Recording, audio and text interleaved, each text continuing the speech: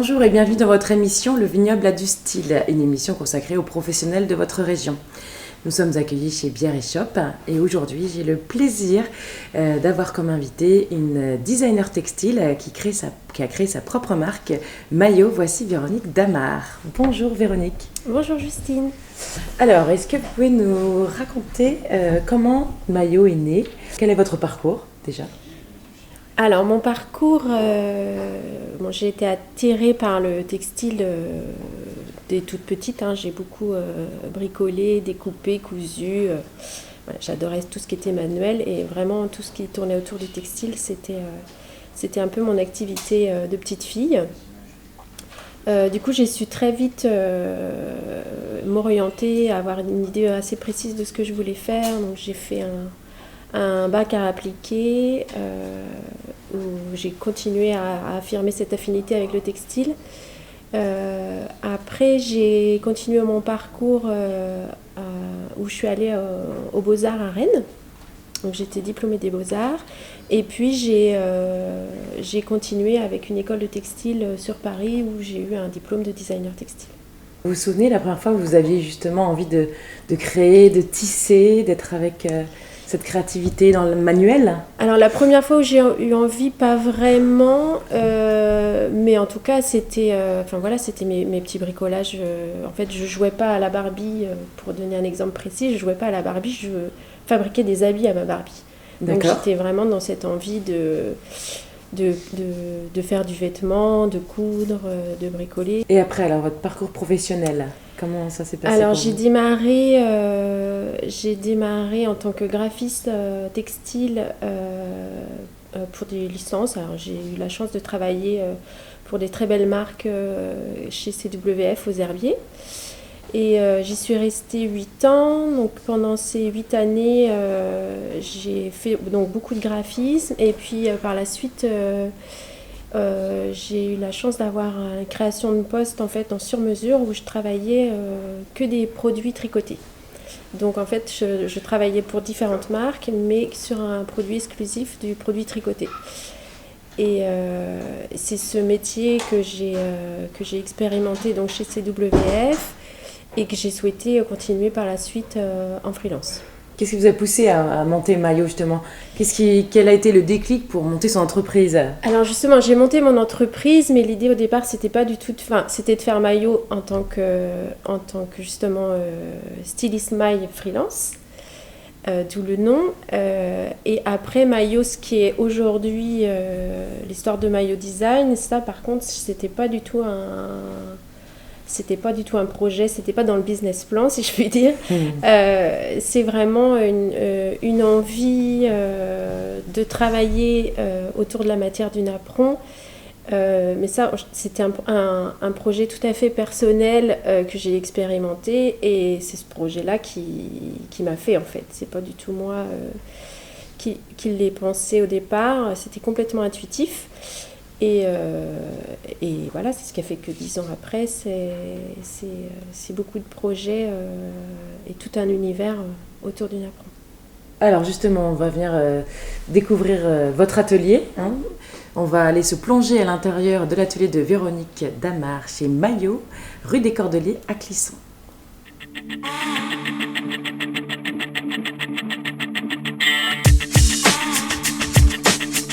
Alors, Maillot, c'est une activité qui a commencé il y a 10 ans. L'idée de départ, c'était vraiment de donner une seconde vie aux napperons de nos grands-mères. Donc, les napperons au crochet, faits en coton. Les petites corbeilles amidonnées qui servaient essentiellement à faire des bonbonnières de mariage. C'est vraiment le principe des corbeilles amidonnées. Quand nos grands-mères les amidonnaient avec du sucre. C'est pour ça que je dis souvent que je fais des petites histoires amidonnées. Parce que chaque napperon raconte un petit peu son histoire et devient une nouvelle forme, une nouvelle couleur, en fonction des envies, des besoins des clients, des scénographies, des espaces. Voilà. Donc j'imbibe complètement le napperon de colle. Voilà. Donc c'est une colle blanche, colle à l'eau, une colle à bois. Donc Après, il faut remettre le napperon fort. Donc, je l'étire bien. J'étale bien la colle partout. Ouais, que vraiment la dentelle soit pas trop obstruée par les résidus de colle. Et après, on l'adapte au support. Donc là, c'est des petits bols en plastique. Je travaille aussi beaucoup à partir de ballons en fonction des formes que je souhaite faire. Les clients arrivent avec des demandes spécifiques, vous travaillez sur mesure? Oui, je travaille sur mesure. Après, je développe plein de formes différentes en fonction des demandes qu'on peut me faire, en fonction des napperons que je récupère. Donc vous travaillez sur mesure. Oui. On peut vous demander n'importe quelle forme, couleur. Voilà, exactement. Pour la couleur, c'est la dernière étape parce que je travaille à partir de napperons anciens qui sont essentiellement dans des coloris naturels. Et pour la couleur, c'est de la peinture. Donc c'est la dernière étape. Donc là, tout est possible. Où est-ce que vous trouvez votre matière première? Je les chine, c'est Emmaüs, les écocycleries, Le Bon Coin, les vide-greniers. Et puis aujourd'hui, j'ai la chance que les gens savent que je les récupère. Alors on peut faire un appel en direct. Véronique Damar récupère des napperons pour sa boutique, son atelier. Voilà, si vous videz vos armoires de grand-mère, n'hésitez pas, je suis preneuse. Alors par rapport aux sur-mesures, est-ce que vous pouvez nous raconter peut-être les commandes, enfin vos clients en général, qu'est-ce qu'on vous demande? Alors ce qu'on me demande, c'est très diversifié. Ça peut être une scénographie pour un salon, ça peut être des aménagements de vitrines pour des marques ou pour faire des photos pour de la presse. Ça peut être des éléments décoratifs comme des luminaires. Enfin, c'est assez varié en fait. Oui, parce que là je vois derrière vous le petit parachute là. C'était dans l'idée de vraiment travailler sur la déco de chambre d'enfant. Donc ça, c'est vraiment le tout premier proto de petit parachute que j'ai fait. Il y a aussi une grosse partie de l'activité qui est l'événementiel. Donc là, c'est plus des projets conséquents où se cumulent plusieurs pièces. Et là, je propose de la location. Donc là, on peut vraiment faire des choses assez grandioses. Pour l'intérieur, l'extérieur, les deux? Alors, plutôt l'intérieur. Il faut que ça soit couvert. Alors après cette première étape de mise en forme du napperon, quelle est la prochaine étape? Je vais vraiment venir ajuster bien toutes les mailles, pour pas qu'il y ait des petits trous. Voilà. En général, je les fais par série, mais j'ai envie de dire, il me faut bien 2 heures pour finaliser un produit, une petite pièce comme ça en entier. Donc là, une fois que c'est mis en forme, je vais le laisser sécher. Donc une fois cette première étape, après je fais le démoulage, donc ça me donne une pièce comme ça. Puis je viens gratter un petit peu avec des brosses, du coup je nettoie le surplus de colle. Et puis une fois que c'est bien sec et que la forme me convient, soit je laisse en écru, soit je viens appliquer de la couleur. Donc la couleur, c'est de la peinture. Oui, j'aperçois au fond là-bas du fluo. C'est dans les premières, non? Ouais, alors oui, les coloris fluo, c'est vraiment le démarrage des petites corbeilles maillots. C'est les premières couleurs que j'ai eu envie de faire. Bon, c'est vrai qu'il y a 10 ans, le fluo était assez tendance en déco. Ce qui amène de la modernité. Voilà, ça décale complètement avec le côté désuet du napperon de grand-mère, de la petite corbeille traditionnelle. Alors, où est-ce qu'on peut aller voir tous ces objets? Alors, vous pouvez retrouver mes projets sur le site internet maillotdesign.com. Je suis aussi très présente sur les réseaux, Facebook et notamment une belle communauté sur Instagram où là, je raconte mes petites histoires de manière plus régulière. Très bien. Maillot.com.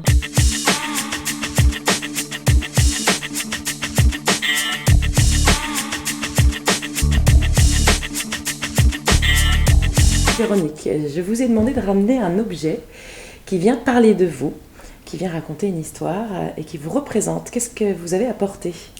Alors j'ai apporté tout simplement un napperon. Un napperon fait au crochet, en coton. C'est typiquement le genre de matière que je manipule tous les jours, que je chine et que je transforme. En fait, cet objet, il raconte vraiment Mayo parce que c'en est vraiment l'essence. Et ce qui me plaît, c'est regarder autrement cet objet. Pour moi, il raconte le féminin, un savoir-faire un petit peu oublié, enfin en tout cas qui est plutôt dans les malles ou dans les armoires de nos grands-mères. C'est un savoir-faire du féminin, la patience. Le féminin, c'est un peu toutes ces Pénélopes qui ont fait des trésors avec leurs mains.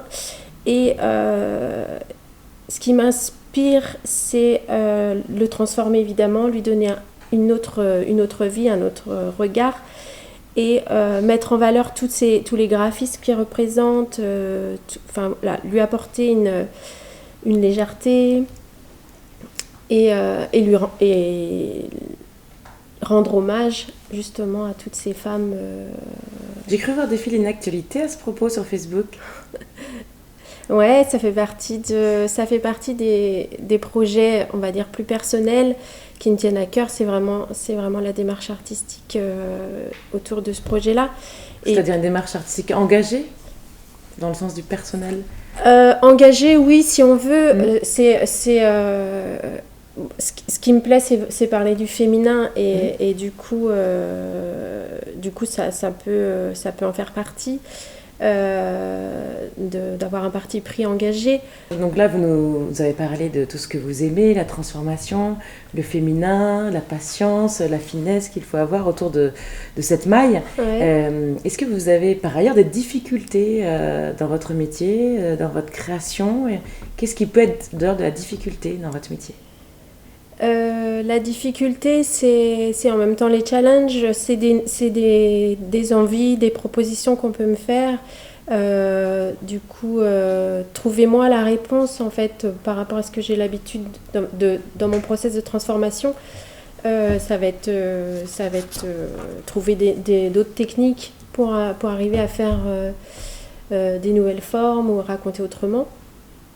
Et puis c'est vrai que les difficultés que j'ai pu avoir au départ, c'est évidemment tout ce travail de mise en volume où il a fallu que je teste des supports, des colles, tout ce qui est le process aujourd'hui du napperon textile au départ. Est-ce que ça devienne un objet, une sculpture, une installation Alors justement, quel a été votre plus grand challenge par rapport à une commande ou par rapport à un autre univers que vous avez découvert, quelque chose de très nouveau?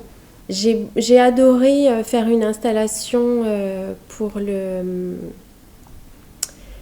c'était pour le salon Aiguille en Fête. C'était donc une exposition réservée aux artistes textiles. Et là, j'avais un espace énorme à investir. Donc ça a été un gros challenge et en même temps super grisant. Ouais, vraiment.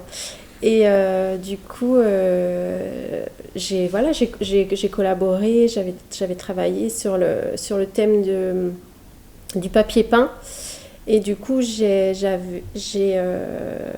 fait une composition murale assez importante sur le thème des couleurs naturelles. Donc j'avais collaboré avec une artiste textile qui est Sophie Moride, qui est aussi une artiste de la région qui est spécialisée dans les teintures naturelles. Et on avait fait un travail à 4 mains comme ça autour de la dentelle et des napperons. C'était vraiment un super projet.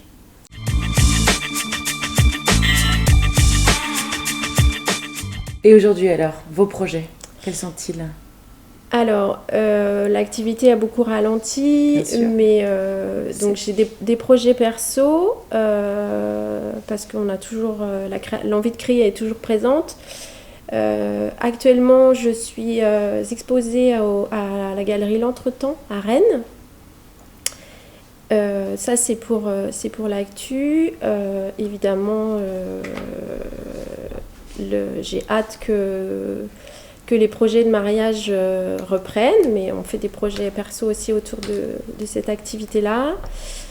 Et puis, j'ai développé une petite collection de luminaires. Donc ça, j'aimerais vraiment m'investir encore et que ça se poursuive.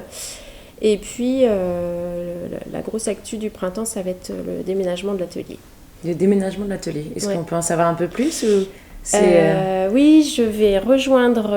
donc, je quitte la rue des Cordeliers, qui était un trop petit espace, qui était super charmant. Et ça m'a vraiment ouvert sur la rue et sur les Clissonnets. Donc, ça, c'était plutôt chouette. Du coup, là, je vais rejoindre Aurélia Vessière de la marque Janine, qui propose des espaces. Donc, avec un atelier... grand, neuf. Donc Maillot déménage. Alors Maillot voyage jusqu'où d'ailleurs? Alors c'est à Cugan. Alors c'est à Cugan, mais en règle générale, Maillot voyage jusqu'où? Ah, Maillot voyage, oh bah j'ai eu des projets, enfin j'ai eu des commandes qui sont parties aux États-Unis, en Europe, au Japon, en Australie, enfin voilà, c'est aller jusqu'au bout. Alors Véronique, où est-ce qu'on peut vous suivre sur les réseaux sociaux, site internet? Oui, alors les réseaux évidemment, Facebook, Instagram, j'ai une très grosse galerie, enfin c'est l'essentiel de mon actu sur Instagram, et puis après sur mon site maillotdesign.com où il y a les reportages et l'actualité. Projets. Voilà. Donc on le rappelle, donc merci Véronique d'être venue nous parler de votre passion et de vos talents. Je le rappelle, donc Véronique Damar qui est en exposition donc à la salle L'Entretemps. À la galerie L'Entretemps à Rennes. Ouais. Merci Véronique, nous étions ravis de vous accueillir sur ce plateau et merci à Bière et Shop de nous avoir accueillis aujourd'hui pour cette émission. Bonne journée à tous, à bientôt Véronique. Merci Justine.